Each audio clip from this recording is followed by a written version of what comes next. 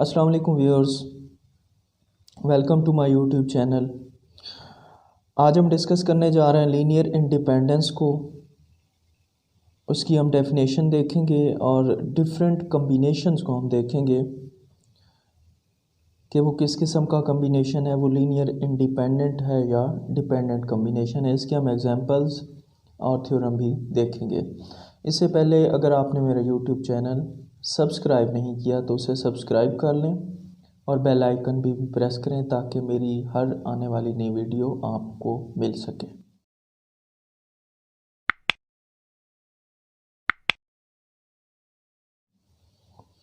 तो स्टार्ट करते हैं लीनियर इंडिपेंडेंस। सबसे पहले हमारे पास डेफिनेशन है लीनियर इंडिपेंडेंट सेट की कि ये होता क्या है। तो मैंने टाइम सेविंग के लिए इसको पहले से लिख लिया है। If S is equal to V1, V2, V3 up to VR is a non-empty set of vectors such that the equation, वो कहता है कि हमारे पास सेट S जो है वो वेक्टर्स का सेट है। और कौन से वेक्टर हैं? नॉन एम्प्टी सेट है वेक्टर्स का। और वो इक्वेशन जो है हमारे पास K1 V1 plus K2 V2 plus KR VR is equal to 0 is satisfied only for K1 K2 KR is equal to 0। तो सबसे पहले हम देखते हैं कि ये हमारे पास एक लीनियर कम्बिनेशन लिखा हुआ है और हमें पता है कि लीनियर कम्बिनेशन में V1 V2 और VR हमारे पास वेक्टर्स हैं। K1 K2 up to so on KR जो है ये हमारे पास स्केलर्स हैं। तो अगर हमारे पास यहाँ पे जो लीनियर इंडिपेंडेंस की कंडीशन है वो ये है कि अगर हमारे पास सारे स्केलर क्या हो जाएं, ज़ीरो हो जाएं। देखें यहाँ पे राइट साइड पे ज़ीरो है तो इसका मतलब है ये लेफ़्ट साइड भी क्या है, सारी ज़ीरो है। तो इसको ज़ीरो बनाने के लिए हम यहाँ पे जो कंडीशन हम देख रहे हैं कि हमारे पास जितने भी स्केलर हैं K1 K2 KR तक वो सारे के सारे अगर ज़ीरो हो जाएँ तो इस तरह के कम्बिनेशन को हम इंडिपेंडेंट कम्बिनेशन कहते हैं। या हमारे पास जो अगर इस तरह का लीनियर कम्बिनेशन ज़ीरो के बराबर हो जाए और उसके सारे स्केलर्स भी ज़ीरो हों तो इस सेट को हम क्या कहते हैं? Independence, linear independent set. और जो वेक्टर्स हैं हमारे पास V1 V2 V3 up to so on VR, इन सब को हम क्या कहते हैं? Linearly independent vectors. तो मैं फिर से इसे रिपीट कर देता हूँ कि कोई से हम वेक्टर्स लेते हैं, सेट ऑफ वेक्टर लेते हैं और उसका कम्बिनेशन बनाते हैं किसी भी स्केलर्स के साथ। और अगर वो सारे स्केलर क्या हों, ज़ीरो हों, तो उसको हम क्या बोलते हैं? उन वेक्टर्स को हम लीनियरली इंडिपेंडेंट वेक्टर्स कहते हैं। और उस सेट ऑफ वेक्टर, उस सेट को क्या कहेंगे? Linear independent set. और इन वेक्टर्स को हम कहते हैं लीनियरली इंडिपेंडेंट वेक्टर्स। तो ये इसकी डेफिनेशन है। उम्मीद है आपको समझ आ गई होगी। अब जो है हम इसे मज़ीद क्लियर करेंगे इसकी एक एग्जांपल करके। और एग्जांपल हमारे पास क्या है? कहता है कि show that the set 1 3 2 5 is linearly independent in R square. अब 1 3 भी हमारे पास एक वेक्टर है और 2 5 भी क्या है? वेक्टर है।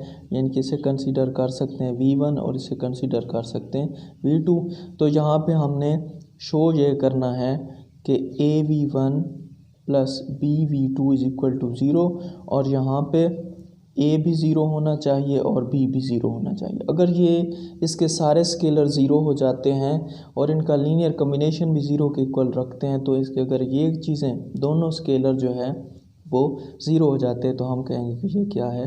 ये वेक्टर लीनियरली इंडिपेंडेंट वेक्टर है। पूरा सेट जो है ये क्या है? लीनियर इंडिपेंडेंट सेट है। तो वैल्यू यहाँ पे रिप्लेस कर देते हैं। A V1 की वैल्यू 1 3 है और B V2 की वैल्यू क्या है? 2 5। और जैसा कि इससे पहले लीनियर कम्बिनेशन के लेक्चर में भी हम ये सारी चीज़ें डिस्कस कर चुके हैं और उसका लिंक भी मैं डिस्क्रिप्शन में दे दूँगा।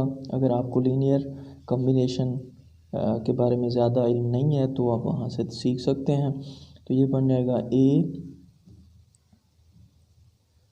3a plus 2b 5b is equal to 0। और इस तरह फिर हम क्या लिखेंगे, a plus 2b 3a plus 5b is equal to 0। यानी कि पहले को पहले में ऐड करेंगे और दूसरे को दूसरे में, क्योंकि ये ऑर्डर पेयर की फॉर्म में है तो इस 0 को भी हम लिख सकते हैं। अब कंपेयर करेंगे तो फर्स्ट को फर्स्ट की इक्वल और सेकंड को सेकंड की इक्वल। अब यहाँ से देखें a की वैल्यू निकाल लें, यहाँ से वो है -2b और ये वाली वैल्यू हम इस इक्वेशन में पुट करेंगे a की जगह -2b।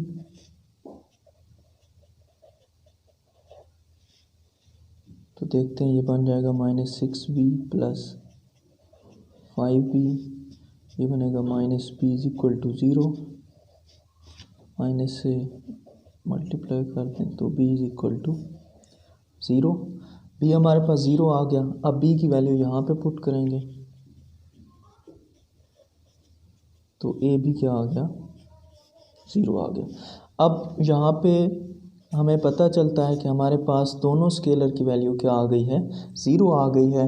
और स्टार्ट में भी और डेफिनेशन में भी हमने यही डिस्कस किया था कि अगर दोनों स्केलर्स की वैल्यू 0 आ जाती है तो हमारे पास ये वाले वेक्टर क्या होंगे, लीनियरली इंडिपेंडेंट होंगे। Hence 1 3 and 2 5 are linearly independent vectors. तो उम्मीद काफ़ी आपको ये समझ आ गई होगी। अब हम डिस्कस करते हैं कि हमारे पास लीनियरली डिपेंडेंट क्या होता है। इसकी डेफिनेशन देखते हैं, लीनियर डिपेंडेंट सेट। तो बिल्कुल सेम टू सेम वैसे ही चलेंगे हम कहें if S is equal to V1 V2 up to so on VR is a non-empty set of vectors such that the equation K1 V1 K2 V2 plus up to so on KR VR is equal to 0 is satisfied for at least one KI is not equal to 0। अब यहाँ पे आपने यहाँ पे एक difference note करना है। वहाँ पे हमने कहा था कि ये सारे स्केलर 0 होने चाहिए और यहाँ पे हम कह रहे थे कि कम अज़ कम एटलीस्ट का मतलब होता है कम अज़ कम एक हमारे पास ऐसा हो जो 0 ना हो। लीनियर डिपेंडेंट में हम क्या देखते हैं कि हमारे सारे स्केलर में से कम अज़ कम एक ऐसा स्केलर हो जो 0 के इक्वल ना हो। वो एक से ज़्यादा भी हो सकते हैं। अगर ऐसा है हमारे पास तो हमारे पास जो सेट S होता है उसको हम लीनियरली डिपेंडेंट सेट कहते हैं और वेक्टर जो होते हैं V1 V2 V3 VR वो क्या कहलाते हैं, लीनियरली डिपेंडेंट वेक्टर्स कहलाते हैं। तो मैं इसको फिर से रिपीट करता हूँ। हमारे पास लीनियर डिपेंडेंट सेट में ऐसे वेक्टर्स होते हैं जिनको हम लीनियर कम्बिनेशन में लिखते हैं और वो तभी 0 के बराबर होते हैं जब उनमें से कम अज़ कम एटलीस्ट वन स्केलर जो है वो 0 नहीं होता, या हम कह सकते हैं नॉन ज़ीरो। एक कम अज़ कम जो है स्केलर वो क्या होता है, नॉन ज़ीरो होता है। तो अगर इस टाइप की कंडीशन हमारे पास हो तो उसे हम कहते हैं ये हमारे पास लीनियर डिपेंडेंट है। अब इसकी हम एग्जांपल देखेंगे।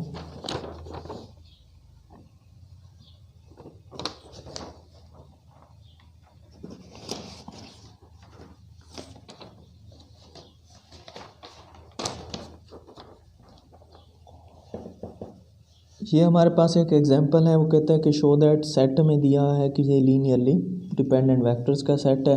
तो सिमिलरली हम बिल्कुल सेम टू सेम वैसे ही लेट करेंगे, let a and b are two scalars. ये हमारे पास स्केलर्स हैं और a v1 plus b v2 is equal to 0। यहाँ पे हमने शो करना है वी हैव टू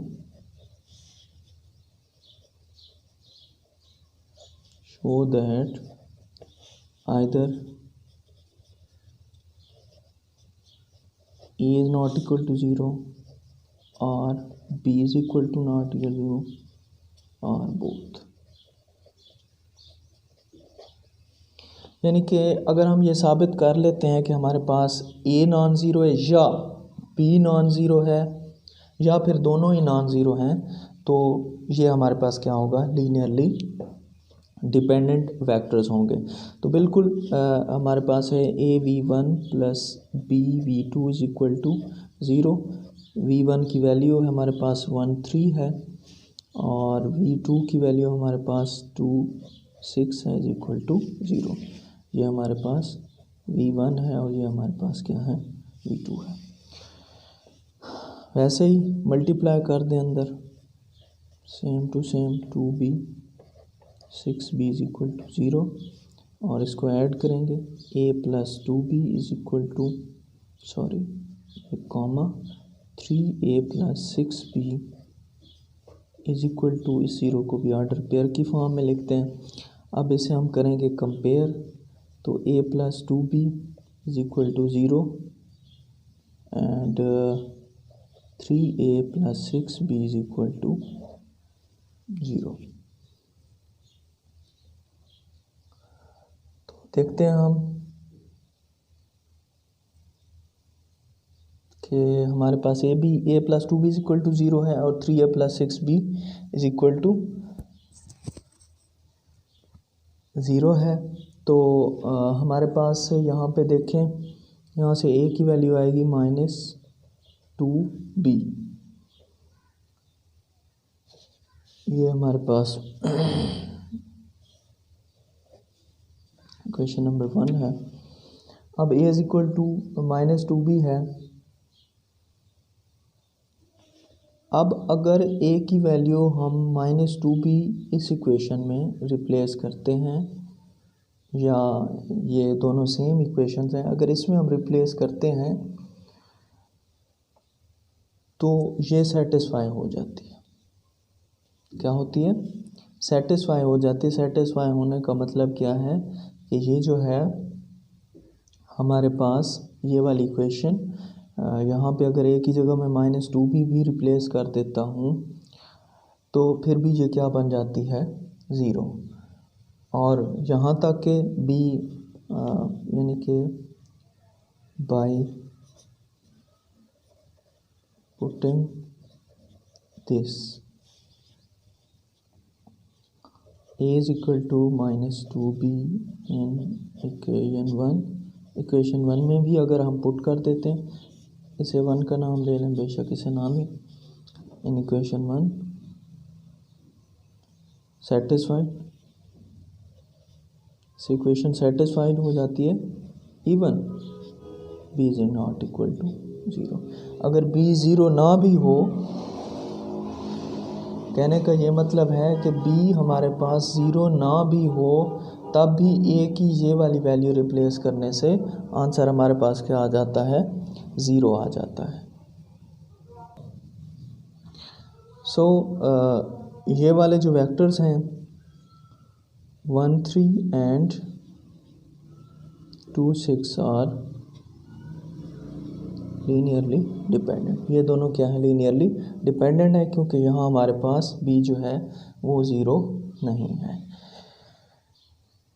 इसके ऐसे रिलेटेड हम लोग एक थ्योरम देखते हैं, और हमारे पास थ्योरम जो है वो ये है कि prove that every subset of linearly independent set is itself linearly independent.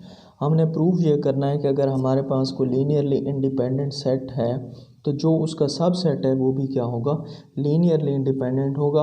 और एक बात आपने याद रखनी है कि अगर उसका सबसेट लीनियरली इंडिपेंडेंट नहीं होता तो वो इटसेल्फ भी लीनियरली इंडिपेंडेंट नहीं होगा।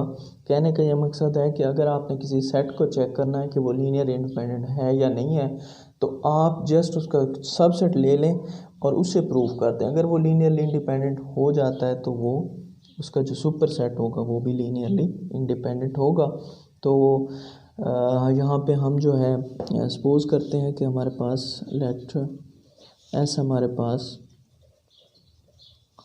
एक लीनियरली इंडिपेंडेंट सेट है वेक्टर्स का। Let A B subset of A, आपके पास क्या है, सबसेट है उस एस का। अब हमने ए को प्रूव करना है कि ये लीनियरली इंडिपेंडेंट है और ए के वेक्टर्स इधर हम लिख देते हैं having vectors v a1 v a2 up to so on v a p और s जो है वो सेट ऑफ m वेक्टर्स हम लिख देते हैं ताकि हमें पता चल जाए कि जो सेट s है उसमें m वेक्टर्स हैं और जो सेट a है हमारे पास उसके जो सबसेट है उसमें p वेक्टर्स हैं। कितने वेक्टर्स हैं, p वेक्टर्स हैं। और यहाँ पे क्लियर सी बात है कि चूँकि a उसका सबसेट है तो p लेस देन होगा m से। m चूँकि नंबर ऑफ़ वेक्टर्स s हैं और s जो है वो सुपर सेट है तो उसके एलिमेंट्स ज़्यादा ही होंगे। तो हम कंसीडर करते हैं कि 1 v a1 plus k2 v a2 और ये चलते जाएंगे plus k p v a p is equal to 0। अब ये हमने सेट ए के एलिमेंट्स को स्केलर्स के साथ लीनियर कॉम्बिनेशन की फॉर्म में लिख दिया है। अब इसी सेट को हम ऐसे भी लिख सकते हैं के 1 v a1 plus k2 v a2 up to so on k p v a p plus 0, ये हम खुद से ऐड कर रहे हैं, v a p plus 1 plus 0 v a p plus 2 up to so on 0 v m equal to 0। देखें linear combination वही है, ये जस्ट हमने इसको 0 से मल्टीप्लाई करके खुद से ऐड किया और हमें पता है कि 0 के जमा करने से कोई फ़र्क नहीं पड़ता। अब चूँकि हमें पता है कि अब एक किस्म का हम जो है फर्स्ट वेक्टर से चले हैं और m तक पहुंच गए, तो ये हमारे पास क्या बन गया है, वेक्टर s बन गया है। जो हमने कहा था कि s में जो है ना वो m वेक्टर है और हमें पता है कि as s is linearly independent. s क्या है, वो लीनियरली इंडिपेंडेंट है। तो ये वाली equation, so equation 1 holds only. चूँकि ये s बन गया है सारा और s का हमें पता है कि वो लीनियरली इंडिपेंडेंट है, तो इनके तो स्केलर्स का हमें पता चल गया ना कि ये सारे ज़ीरो हैं। तो मसला है इनके स्केलर्स का और s हमारे पास क्या है, लीनियरली इंडिपेंडेंट है। तो इक्वेशन 1 तभी सेटिस्फाई होगी जब हमारे पास ये वाले सारे स्केलर भी क्या होंगे, ज़ीरो होंगे। और जब ये ज़ीरो हो जाएंगे तो फिर आपके पास ये जो इक्वेशन है, जब इसमें सारे इसके स्केलर ज़ीरो हो गए तो ये क्या हो जाएगा, लीनियरली इंडिपेंडेंट हो जाएगा। और ये किससे रिलेटेड है, ये सबसेट ए से रिलेटेड थी। Then A is linearly independent. थोड़ा सा इसको मैं रिपीट करता हूँ कि ऐसे हमारे पास लीनियर इंडिपेंडेंट सेट था m वेक्टर्स का, a उसका सबसेट था जिसमें p वेक्टर्स थे। अब ये हमने लिख दिए वेक्टर्स किसके, सेट ए के। हमें पता है p लेस देन m है। अब हमने सेट ए को लीनियर कम्बिनेशन की फॉर्म में लिख दिया। अब हम इस लीनियर कम्बिनेशन को हम इस तरह भी लिख सकते हैं, ख़ुद से ज़ीरो वाली जितनी टर्म्स ऐड करना चाहें कर सकते हैं। चूँकि अब जो वेक्टर p नहीं रहे बल्कि क्या बन गए, m बन गए, और हमें पता है कि m वेक्टर्स वाला कौन सा सेट है, s है, और s सेट जो क्या है वो लीनियरली इंडिपेंडेंट सेट है। सो इक्वेशन 1 जो है हमारे पास वो तभी सेटिस्फाई होगी जब k1 k2 kp ये वाली सारी चीज़ें ज़ीरो हो जाएंगी। ये ऑलरेडी ज़ीरो है, ये सारे स्केलर्स यहाँ पे ज़ीरो हैं। ये वाली चीज़, इनके स्केलर ज़ीरो अब लाजमी होंगे। क्यों होंगे लाजमी? क्योंकि ये सेट S बन गया, और S तो लीनियरली इंडिपेंडेंट है, और लीनियर इंडिपेंडेंट में सारे स्केलर ज़ीरो होते हैं, इसलिए ये वाले स्केलर क्या हो जाएंगे, ज़ीरो हो जाएंगे, और ये हमारे पास क्या बन जाएगा, लीनियरली इंडिपेंडेंट। तो यहाँ पे हमने प्रूफ कर दिया कि लीनियरली इंडिपेंडेंट सेट का जो सबसेट है वो भी क्या होता है, लीनियरली इंडिपेंडेंट होता है। इसके बाद एक लास्ट में हम एग्जांपल देखते हैं 3 वेक्टर्स वाली। इसको हम अगर प्रूव करें कि ये लीनियरली इंडिपेंडेंट है या नहीं है, तो इसके लिए भी बिल्कुल वही तरीका है। कंसीडर करेंगे a v1 plus b v2 plus c v3 is equal to 0। अब वैल्यू रिप्लेस करेंगे, 1 minus 2 3 plus b 5 6 minus 1 plus c 3 2 1 is equal to 0। तो मैं इसे जो है ना सेट बिल्कुल सिंप्लीफाई करके लिख रहा हूँ टाइम बचाने के लिए। a plus 5b plus 3c minus 2a plus 6b plus c and 3a minus b plus c, और ये चीज़ 0 0 0। अगर आपको लीनियर कम्बिनेशन का नहीं पता तो आप मेरी लीनियर कम्बिनेशन वाली वीडियो ज़रूर देखिएगा। तो यहाँ पे जो है हम इसको कंपेयर करेंगे तो 3 इक्वेशन बन जाएंगी हमारे पास, और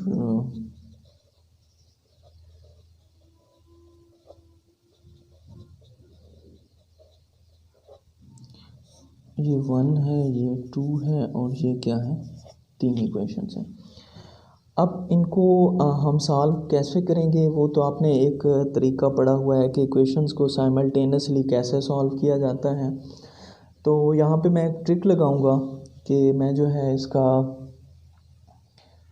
बनाऊंगा डिटर्मिनेंट फॉर्म, और वो क्या बनेगी, कोफिशिएंट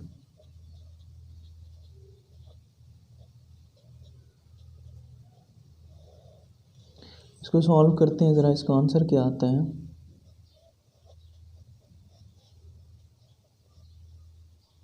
आपको पता होगा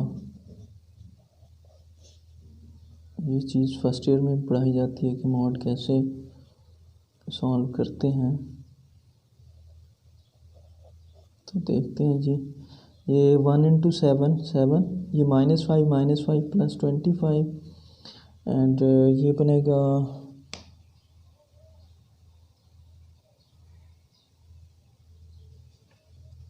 ओके 153 माइनस 262।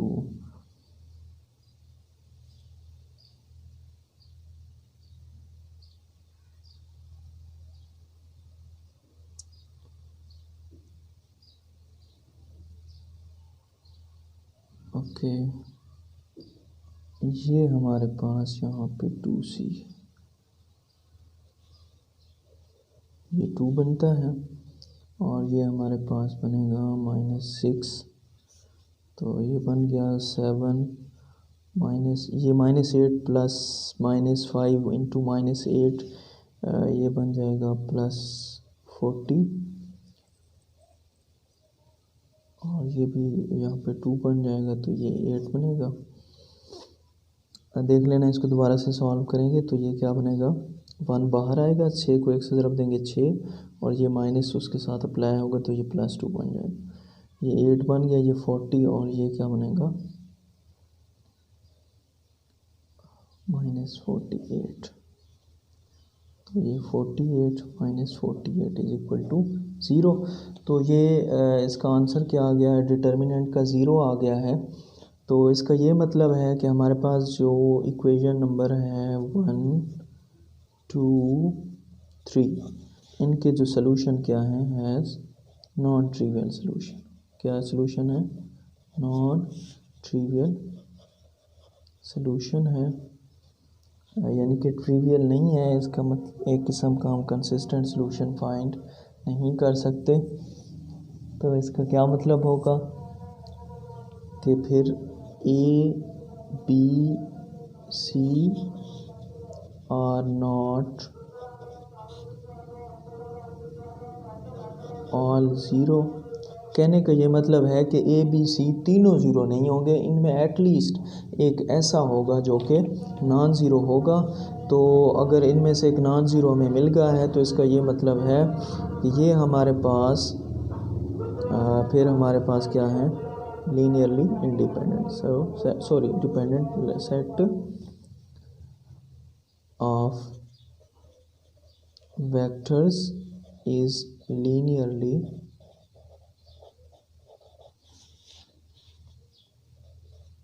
डिपेंडेंट। इसको आपने फिर से सॉल्व कर लेना है। ये थोड़ी सी मिस्टेक हो गई थी, यहाँ पे सी की बजाय 2c आना था, यहाँ पे 2 है, यहाँ पे भी 2 है। तो इसको आप वैसे भी हल कर सकते हैं। इसका आंसर 0 आता है। जब 0 आ जाए डिटर्मिनेंट का आंसर, इसका मतलब है कि वो नॉन ट्रिवियल सोल्यूशन होता है। और नॉन ट्रिवियल सोल्यूशन में जितने भी हमारे पास होते हैं कोफिशिएंट, वो सारे ज़ीरो नहीं होते, उनमें से कोई ना कोई एक नॉन ज़ीरो होता है।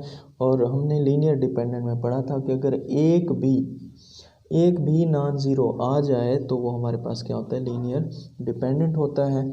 तो ये थी आज की वीडियो। उम्मीद है आपको समझ आई होगी। अगर आपको कोई प्रॉब्लम हो आप कमेंट में पूछ सकते हैं। लाइक कीजिए, शेयर कीजिए, कमेंट कीजिए और मेरे चैनल को सब्सक्राइब कीजिए।